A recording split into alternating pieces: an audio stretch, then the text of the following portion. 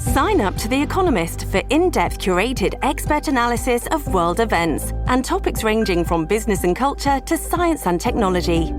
You'll get the weekly digital edition, online-only articles, curated newsletters on politics, the markets, science, culture, and China, and full access to The Economist Podcast Plus.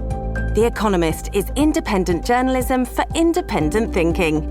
Go to economist.com and get your first month free. This episode is brought to you by Shopify. Whether you're selling a little or a lot, Shopify helps you do your thing, however you cha-ching. From the launch your online shop stage, all the way to the we just hit 1 million orders stage. No matter what stage you're in, Shopify's there to help you grow. Sign up for a $1 per month trial period at shopify.com/special offer, all lowercase. That's shopify.com/special offer. Jake Lahut is a political reporter over at the Daily Beast. So when he first heard about The Apprentice, the new biopic about Donald Trump, it was a rumor, a passing thought, something he wasn't sure he was going to be hearing much more about. I first heard about it from, I think it was someone on the campaign like before Iowa. On the Trump campaign? Yeah. Were they psyched about it or were they scared of it? Like, how is it presented to you? It was presented to me as more of like just kind of an inconvenience and like some stuff they had to deal with, you know? Over the last few months, Jake has learned more about this movie. It's got a rising young director, Ali Abbasi. Its stars are from the Marvel Cinematic Universe and prestige television. Succession's Jeremy Strong plays Donald Trump's mentor, mob lawyer Roy Cohn. In this movie, you see, it's Trump who's the apprentice. And it appears that the movie's, basic premise is, but for Roy Cohn, Donald Trump would not be this way. Is it a villain origin story? Oh, yes. It's basically how Trump gets a taste of power and learns, how you can get your way in 1970s, 1980s New York through, lying, bluster, below-the-belt tactics. And it sort of teaches him this, new morality code, so to speak. Morality maybe in air quotes. Yeah. Then last month came the Cannes Film Festival. The Donald Trump biopic, The Apprentice, debuted at the Cannes Film Festival this week to a packed house and earned a 11-minute standing ovation, but not everyone's applauding. Lawyers for the... This is when Jake knew The Apprentice was about to be unavoidable. It's the movie Donald Trump does not want you to see. It's called The Apprentice, and it's about Trump's... People who saw the movie reported a rape scene between Trump and his ex-wife, Ivana. Also, gory scenes of liposuction and a scalp reduction surgery for Trump's bald spot. When you see it on the screen, it's very hard to unsee it. After the screening, attorneys for Donald Trump sent a cease-and-desist letter to the movie's producers, looking to block its distribution. But the filmmakers remained bullish. They invited Trump to watch the film with them. They said they didn't think he'd dislike it, actually. So far, though, no U.S. company seems willing to take a risk here, which is raising a whole lot of questions. Where will people be able to see The Apprentice if they want? Which countries? It's quite a lot. Most of Western Europe, you can see it in, there's a deal in Ireland, there's a deal in the UK, there's a deal in Germany, there's a deal in Greece, Portugal, Israel, Australia, Canada, New Zealand has one. But not one in the U.S. No.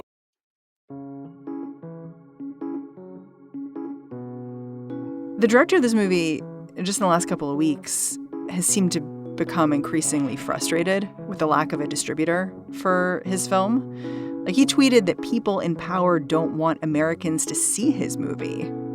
Is that true? I'm not sure. But look, if Trump is able to have this kind of indirect influence now and have a movie get shelved before he's won anything, before he's regained power, what's going to happen when he does, if and when he does win? Today on the show, what's keeping The Apprentice out of theaters? I'm Mary Harris. You're listening to What Next? Stick around.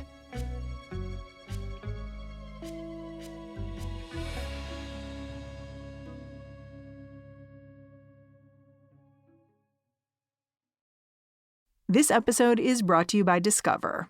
When it comes to your finances, Discover wants you to know they are the credit card that is always there for you. With 24/7 U.S.-based live customer service, everyone has the option to talk to a real person anytime, day or night. Yep, that means no more waiting for, quote, normal business hours just to get a hold of someone. We are talking real service from real people whenever you need it. Get the customer service you deserve with Discover. Limitations apply. See terms at discover.com/creditcard. It's hard to imagine a world where we leave future generations with fewer rights and freedoms. The Supreme Court has stolen the constitutional right to control our bodies. Now politicians in nearly every state have introduced bills that would block people from getting the essential sexual and reproductive care they need, including abortion. Planned Parenthood believes everyone deserves access to care. It's a human right. We won't give up and we won't back down. Help ensure the next generation can decide their own futures. Donate to Planned Parenthood. Visit plannedparenthood.org/future. Do we know where The Apprentice as a movie came from? Like, who wrote it? Who conceptualized it? Yes. So this goes all the way back to 2018 when Gabe Sherman had gotten a deal for the screenplay. He had done a lot of Trump world reporting for Vanity Fair, a lot of stuff on Fox News, and then, especially after his biography of Roger Ailes came out, a lot about the relationship between Trump and Fox News. So it sounds like this thing is basically, in some version of Elf on the Shelf, in production, talks, but not quite there yet. And then it really starts to pick up momentum when the director, Ali Abbasi, is reported to be joining on this thing. When Ali Abbasi signed on, why was it a big deal? I think there are a couple, new generation directors who have that kind of attention-grabbing ability. He's originally from Iran. The other movies that he's done, you might not necessarily have heard of. We're talking this movie Shelley from 2016, Border from 2018, and Holy Spider in 2022. But he does have this reputation as a new age filmmaker who is not afraid to take some big swings. And, I think that the only other people that might have been kind of comparable in this territory would have been like, the Safdie brothers or someone like that who made, Uncut Gems, right? Like sort of a more intense style of directing and pacing with the storytelling. And I think that made people excited. Who is paying for this movie? So that's where it gets a little complicated. Here's why. The Apprentice was produced by a company called Kinematics. Kinematics' founder and CEO is a filmmaker named Mark Rappaport. And Mark Rappaport is the son-in-law of billionaire Dan Snyder. You might know Snyder. If you're in the D.C. area, you definitely know Snyder. He's the reviled former owner of the Washington football team, the Commanders. His leadership was plagued by accusations of sexual misconduct and financial mismanagement until he finally sold the team in 2023. He's also a conservative. And while his son-in-law runs Kinematics, Snyder has a financial stake in the company and was somewhat ironically a major investor in The Apprentice. I got the sense from my reporting that the belief from the movie's camp was that there wasn't going to be a problem here. That basically that there was enough of a wall between Snyder and his son-in-law, and the fact that Dan Snyder had been kind of sailing off into the sunset a little bit. I think that was a factor, too, that might go underappreciated here. Like, when he sold the football team, that was like $6 billion plus, and it remains the record for the most expensive sale of a sports franchise. He had been rumored to have been living in London. It didn't seem like he was trying to be, a big-time player in American politics. And I think the assumption was that the son-in-law would be able to see this thing through. There would be no meddling from Dan Snyder. The problem with that is that Dan Snyder's financial stake in Kinematics is so big that it gives him basically a de facto veto power over any distribution deal being reached in the U.S. Yeah. So how much do we know about what's in the movie and what makes it controversial? I think the buzz coming out of it came in particular from a scene that shows Trump rape his first wife, Ivana Trump. So, that's one of the top, taboo subjects in Trump's whole history to depict, just to begin with. But to talk about, putting that in his coming-of-age biopic, that sounds very intense. And the reason why that is such a taboo subject beyond the history of, in this country, in many states for a long time, you've not been able to charge, a spouse with rape if something like that were to happen.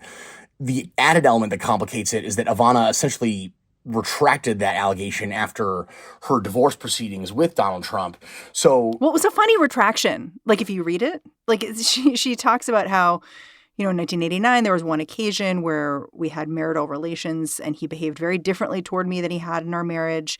As a woman, I felt violated, but I referred to it as rape, but I don't want my words to be interpreted as a literal or criminal accusation. Yeah, that is quite the caveat right there.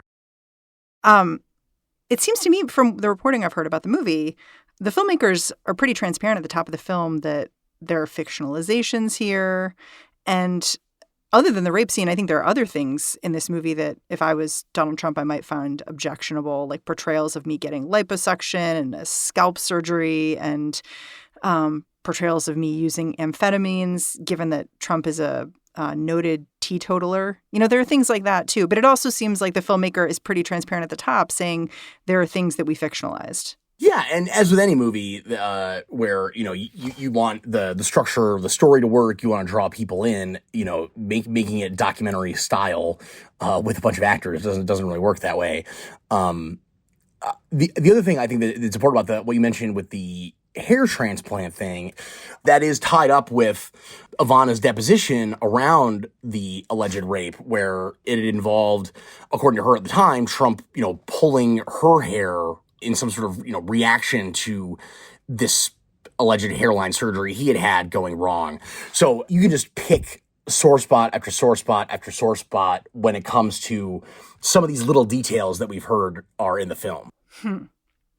So The Apprentice premieres at Cannes. It was received well. Typically, when a movie is received well at Cannes, I imagine getting a distribution deal is pretty easy. Oh, yeah. I mean, it gets nominated for that Palme d'Or prize, which, that's like the best thing you can throw on a movie poster, right? You got that little leaf thing. It's in gold. And that signals to, the well-informed movie-going public that, like, this thing has gotten a lot of buzz and is considered to be really good. So, again, I think that the assumption from both the Trump people and, the people on the industry side who have called around on about this was that this movie seemed like an ideal candidate for a Netflix or an Amazon type deal where it goes maybe, limited theater release, straight to streaming, and that's like the big payout, and it would be this, very, very heavily talked about thing whenever it were to come out before the election. But then we get to like a week after Cannes, 2 weeks after Cannes, 3 weeks after Cannes, a month after Cannes, and there's no announcement of a U.S. release. But you are getting news that begins to trickle in over, these other distribution deals in Western Europe. And that's when I think the gears start turning for some people where they're like, okay, wait a minute. Like, why wouldn't this have an American partner when it's about a former American president? This is a uniquely American story. So, like, what's going on there? We'll be back after a quick break.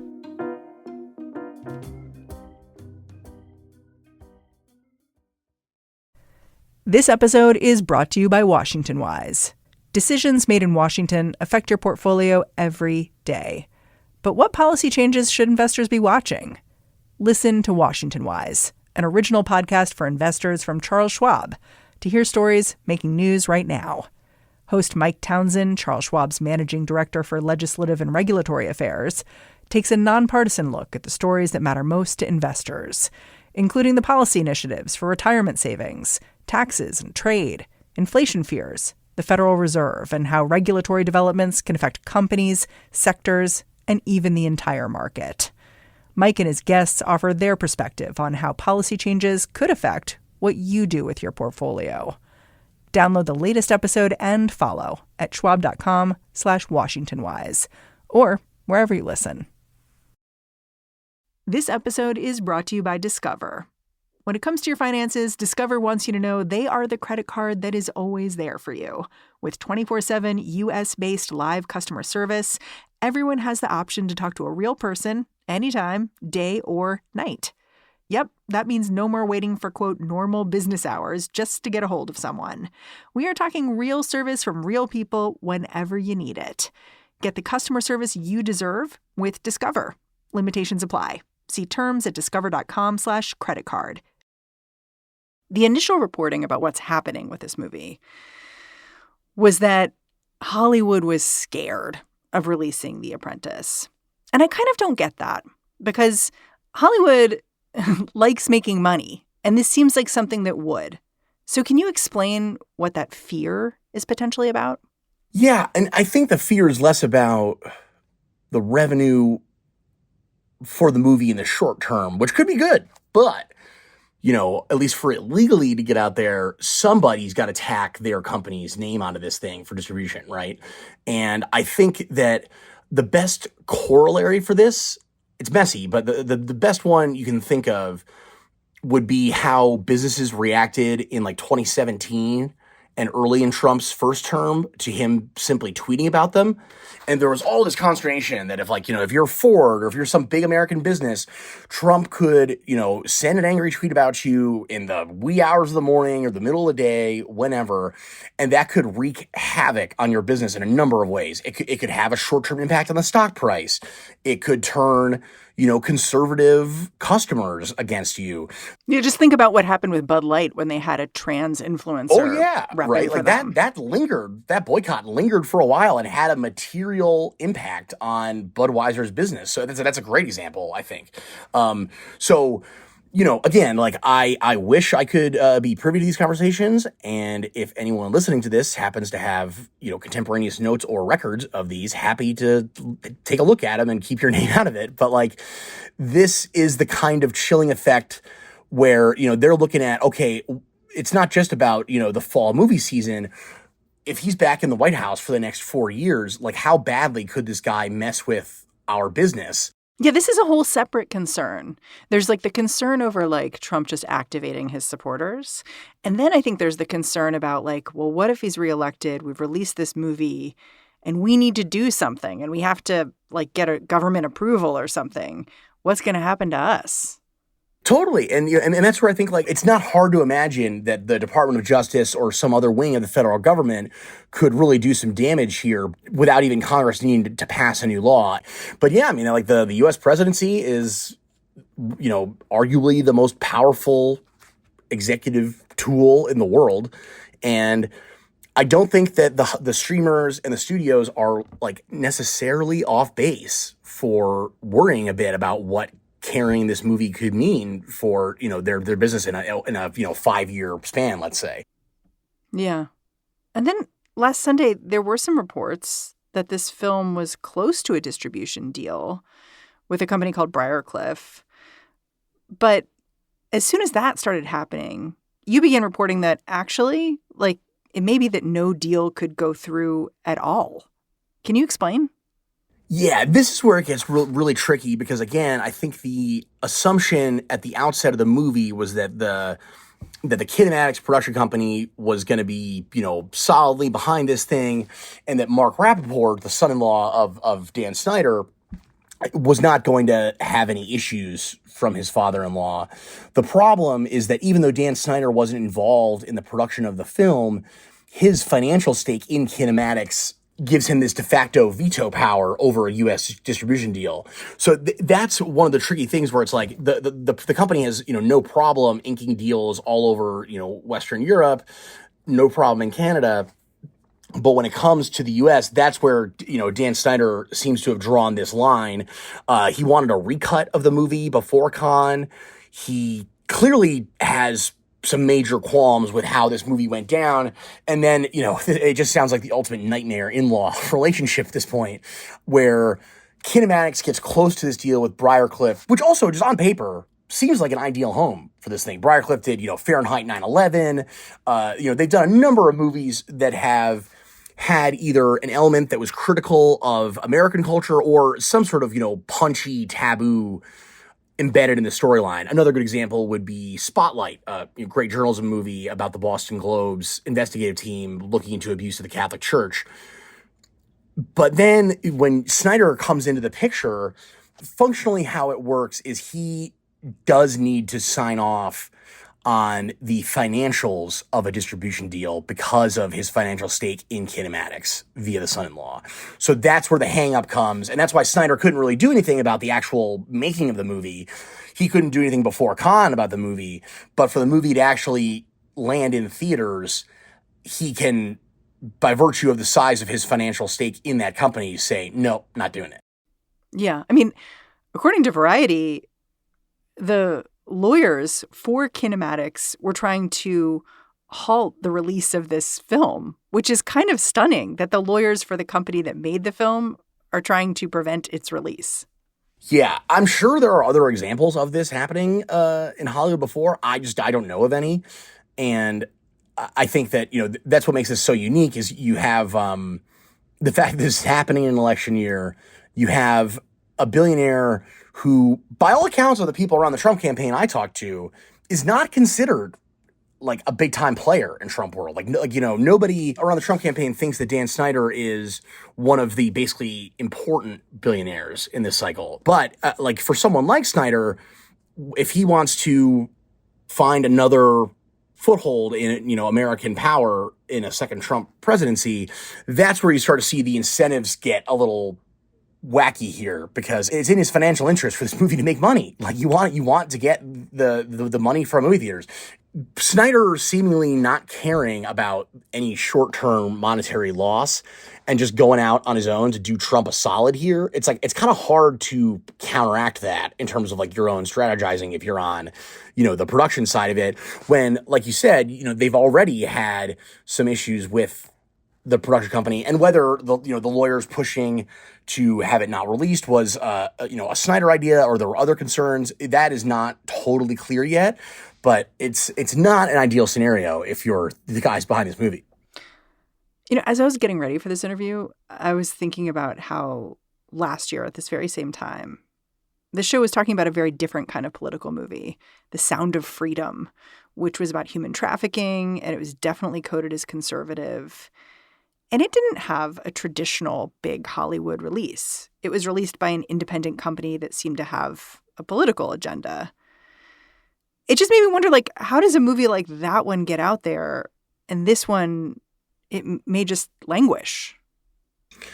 It's a really good point. And I think one of the things I've been thinking about around this whole saga is I had this conversation with a Trump world operative who said something to the effect of look, dude, this isn't Barbenheimer. And their point was, look, in 2024, can a movie have the type of cultural impact that it once did, let's say 15, 20 years ago? So why not just let it out there? Well, and then that's where I think that the kind of the tension within Trump world reveals itself is in quotes like that, right? Where on the one hand, these folks are saying, this movie, it's going to be a nothing burger. The American people already know everything there is to know about Donald Trump. That's not going to change their opinion. This election's about the economy, immigration, yada, yada.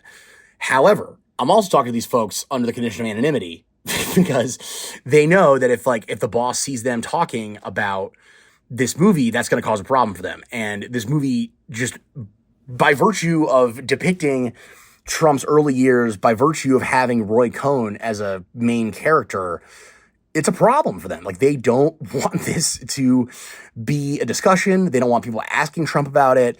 And I think that, as much as they may protest about this movie not being able to have some sort of singular, splashy influence, they also seem to see that the ingredients are here for this thing to snowball and for this to become its own kind of storyline in the 2024 election. And they're scared of it. Yeah. And there's something more immediate and more kind of emotional that just cuts through to people when it's told in that kind of a format compared to a CNBC documentary about Trump's bankruptcies. Those just don't hit the same. There was this Andrew Breitbart quote that Steve Bannon loved to bring up. And that quote is that politics is downstream of culture. And it's a little bit of an abstract thing, but what that basically means is that the people who are really paying attention to the beat by beat of the election, that's a small group, and that's not the whole electorate. What does affect the whole electorate are the, unique factors about American culture that can make something snowball into a bigger phenomenon than it initially was. Jake, thank you so much for coming on the show. Thanks so much, Mary. This was a ton of fun. I appreciate it. Jake Lahut is a political reporter at The Daily Beast, covering Republican campaigns. And that is our show. What Next is produced by Paige Osburn, Elena Schwartz, Rob Gunther, Madeline Ducharme, and Anna Phillips. We are led by Alicia Montgomery with a little boost from Susan Matthews. Ben Richmond is the Senior Director of Podcast Operations here at Slate. And I'm Mary Harris. Thanks for listening. Catch you back here next time. For the ones who know safety isn't a catchphrase, it's a culture. And the ones who help make sure everyone makes it home safe. For the safety-minded who watch everyone's backs, Grainger offers supplies and solutions for every industry, as well as safety assessments and training to keep your facilities safe and your people safer. Call, click Grainger.com, or just stop by. Grainger, for the ones who get it done.